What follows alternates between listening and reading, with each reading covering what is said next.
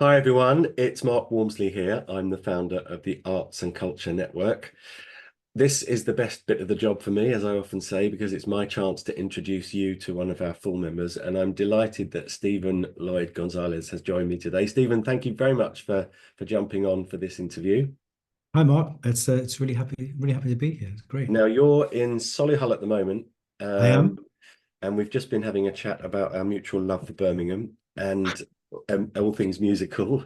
But you're based in Frankfurt, aren't you? At Yeah. Lufthansa Orchestra.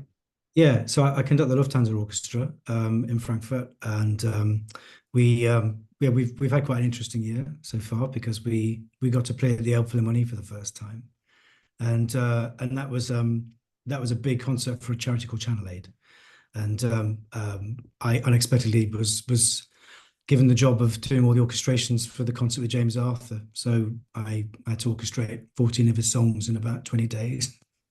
So that was good fun. And the concert was great. And it's been a lovely experience so far. I've only been with the orchestra for a short time, coming up to a couple of years. So, but yeah, they're a wonderful bunch. Yeah, it's terrific. Great. We're having a good time. Yeah. And what were you doing before that? What led to that appointment? It's an interesting. I mean, my career has always been one job leads to another, to another, to another, and so the Lufthansa connection came through Colin Tutchin. Colin Tutchin was their previous conductor, and Colin had been the head of music at Warwick University. But I knew him because my very first ever conducting job was as his assistant at the Junior Conservatoire in Birmingham, and we just happened to end up after 20 years kind of being back in the same city in Frankfurt. And then very sadly, Colin became very seriously ill. And before he passed away, he actually wrote me an email. Actually, it was his last email. And he said, I've recommended that you take over from me with the orchestra. Mm, Yeah. So it's kind of unfortunate circumstance in a way. But yeah. yeah, so that's that connection was actually originally from Birmingham. He was in Hong Kong and I've been in the Middle East, and we kind of circumnavigated ourselves back together and ended up back in Frankfurt. And I had actually been to see him conduct the orchestra as well, so I was aware of the orchestra and familiar with them. Yeah. Mm. I, I we have so many people and things in common. They're emerging out of the woodwork. It's great.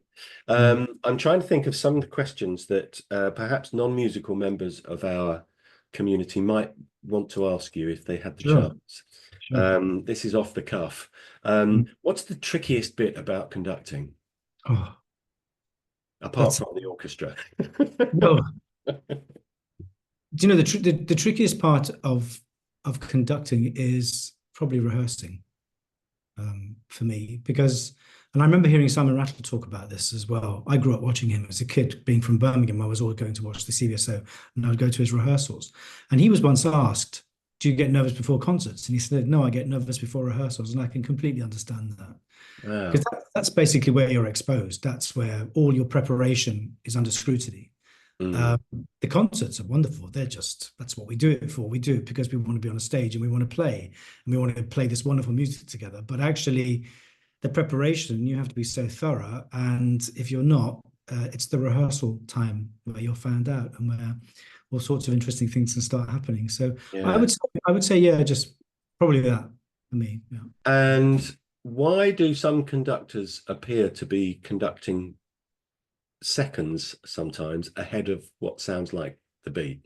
Oh, that's an interesting one. Well, if you conduct exactly where what you're showing is supposed to happen, it'll be late. There always has to be anticipation. So if I say the first beat of a bar is there, the orchestra will play after me. It's just human nature that way. It's Mm, everything has to be anticipated. Like in cricket, if there's no backlift from the bat when the ball comes in from the mm, bowler, if there's no backlift, you can't actually play a stroke.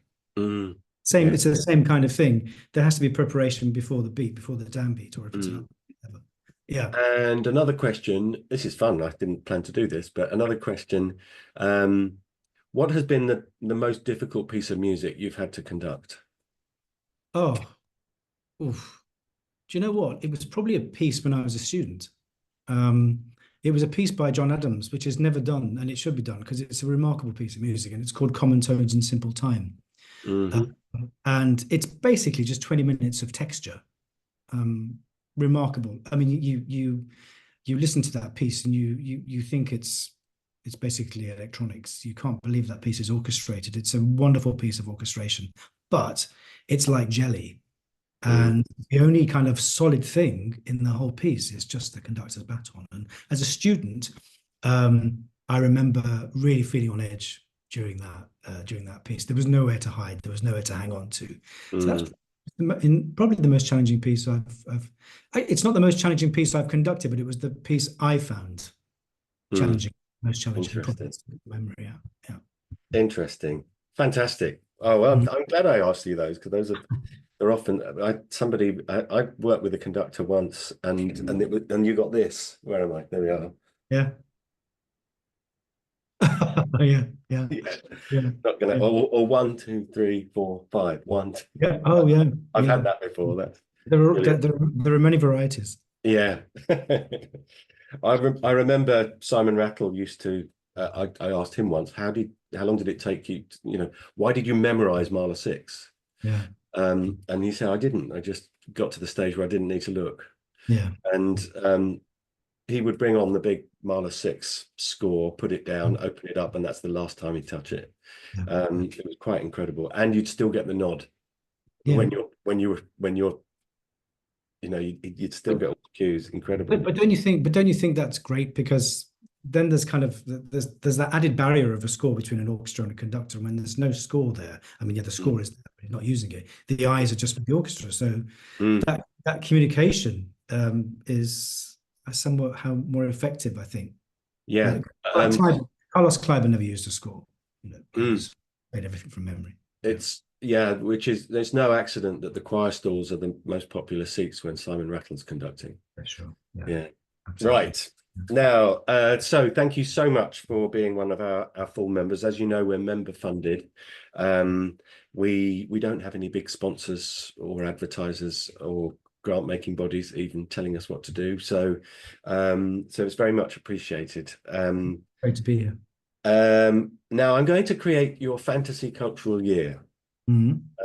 This tends to be a good way of pulling out further anecdotes, laughter, and surprises, and not to mention conversational detours, which we're already very good at. I need to place you somewhere in the world to start this. So I'm going to start by asking you, what's your favorite building? My favorite building? Yeah. Probably the Alhambra Palace. The Alhambra Palace in Granada. Yeah. Yes. Excellent. Right. I'd like you to imagine you're there. Yeah. Okay. And there is a cafe nearby, or there's a little drinks area in the palace.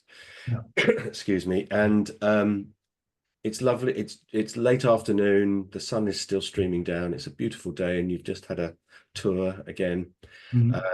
And you're sitting at a table in the shade, and there's a book to your right, and it can be any book you like. Favorite book, a book that's been with you all your life, or a recent discovery. What book would be there? Probably To the Lighthouse, Virginia Woolf. I've not read that. I really should. This is my cultural education. I read it as a kid, and it was I think it was one of the first novels I really connected with, because it's an example of early example of stream of consciousness. So it was just so absorbing. I like that kind of writing, and just painted pictures so well. Nice. So that's the book. Yeah. Okay, got you. And there's a drink on your left. What would that be? Oh, that's a good one. If it's Spain, then it's probably going to be just a good red wine, Rioja, probably. Glass of Rioja. Yeah. Nice.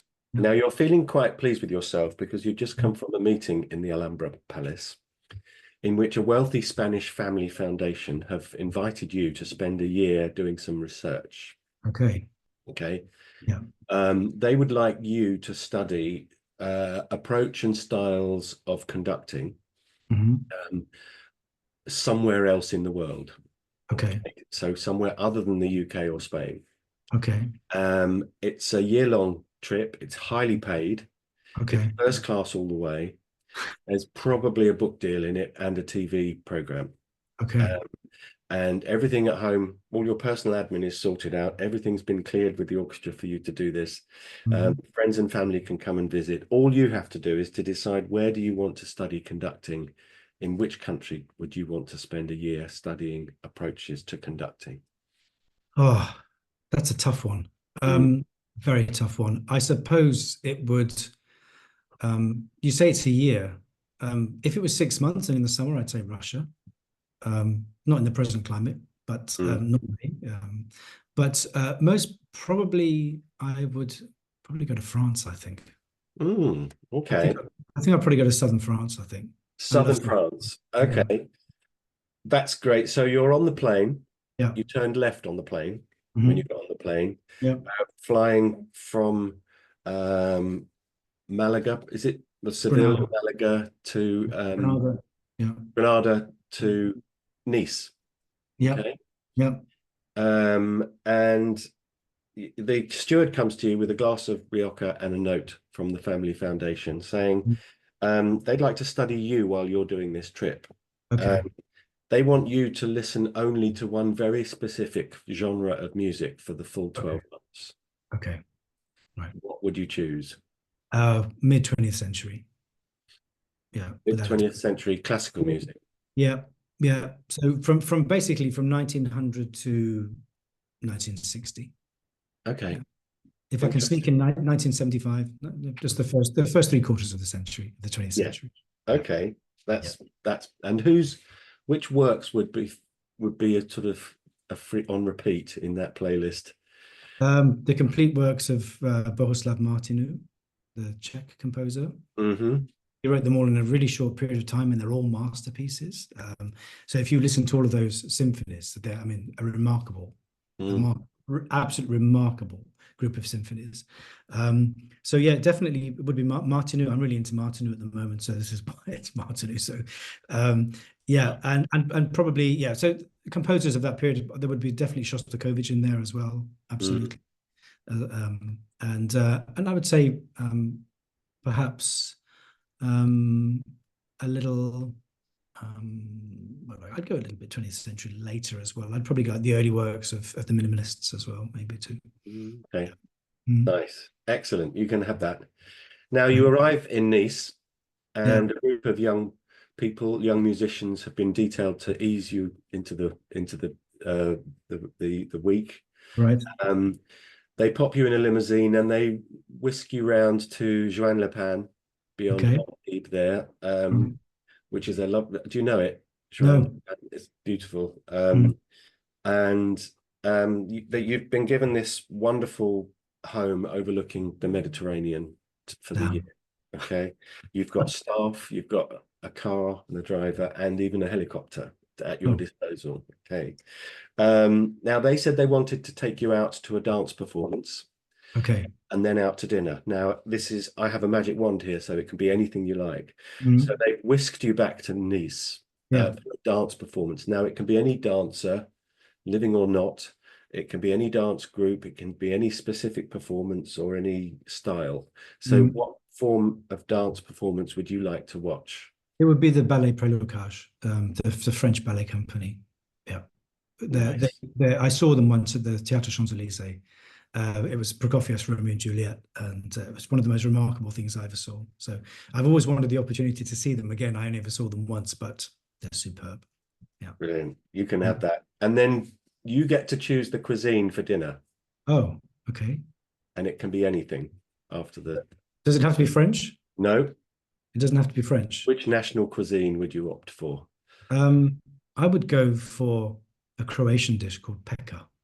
Which is basically in a terracotta dish, and it's cooked under ashes for about an hour or so, and all sorts of wonderful things come out afterwards. So I think it would be a Croatian peka. Brilliant. Love that. We haven't had that before, as you can. All right, okay. That's great. Now it's Saturday and it's sport day in Nice. Many of us consider some sports to constitute performance art. We've had breakdancing in the Olympics, for heaven's sake. So what sport would you like to watch or participate in? Probably football. Yeah. We'll have a football game. What would it be? Probably Paris PSG against Antibes. a Yeah, friendly. or unless it was like a like a European wide friendly, because then I'm a huge Aston Villa fan, so it would be Aston Villa, hopefully. Yeah. Aston Villa, yeah, Aston Villa PSG. against Nice, for example. Yeah, you can Yeah. have that. Okay. Excellent. Now, Mm. in Nice, actually, we'll put it in Antibes. In Mm. Antibes, there is a new art gallery which is digitally enhanced Okay. so that you can put on a virtual reality headset and step Mm. into the work, the two-dimensional work of an artist. Yeah. Excuse me. It's 360 degrees, Mm. animated in some cases, 3D, but you Mm. can literally walk into a painting. Whose Mm. work would you like to explore in that way? In that way, very difficult because there are so many, but I think probably Vermeer. Mm, Yeah, it's between Vermeer and Pissarro. Yeah. okay, Yeah. we'll let you have both. Thanks. Both. Even better.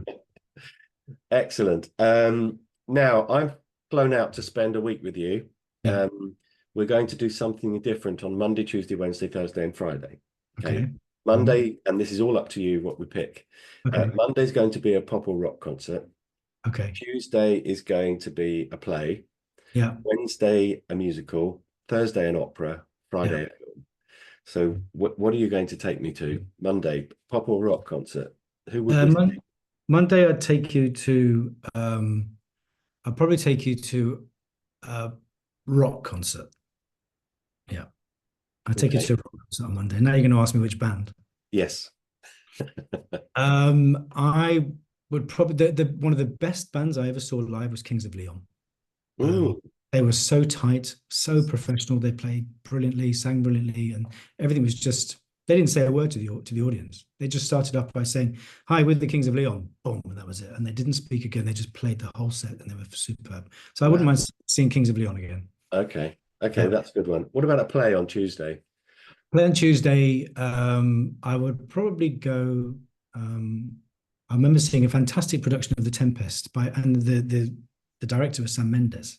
Mm, Back in '93 at the RSC, so a long time ago. And I remember thinking that was great. I also saw Our Town by Thornton Wilder with Alan Alda as the narrator. That was at the Shaftesbury Theatre. That was also early '90s. mm. Those two plays. One play I've never seen is the play by uh, Arcadia.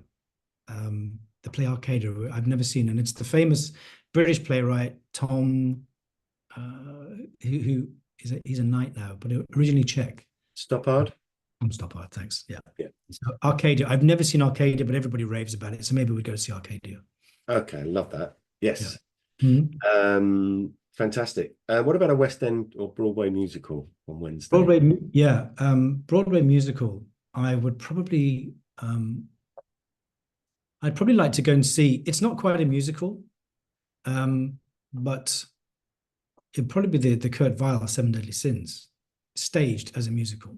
I'd love to see that. I think it's one of his great pieces. It's one of the great pieces. Mm, I'd love to see that. If that wasn't allowed, I'd mm, probably go for Stephen Sondheim's Sunday in the Park with George. Yeah. nice. Fantastic. Thursday is opera night. Okay. Where are we going? We're going to go and see Shostakovich's opera Lady Macbeth and Mtsensk. Never seen it. That would be a treat for me. Great. Fantastic. Yeah, yeah. And a film on Friday. Film on Friday. Does that have to be a new film or Any film. We've got IMAX to ourselves, best seats in the house, big screen, wonderful sound. I've never seen 2001 Space Odyssey. Which if it's on the big screen and with surround sound, I think that's probably a great film to see. So we go and see. Be. You've never seen it, or you've never seen it on a big screen? I've never seen the film.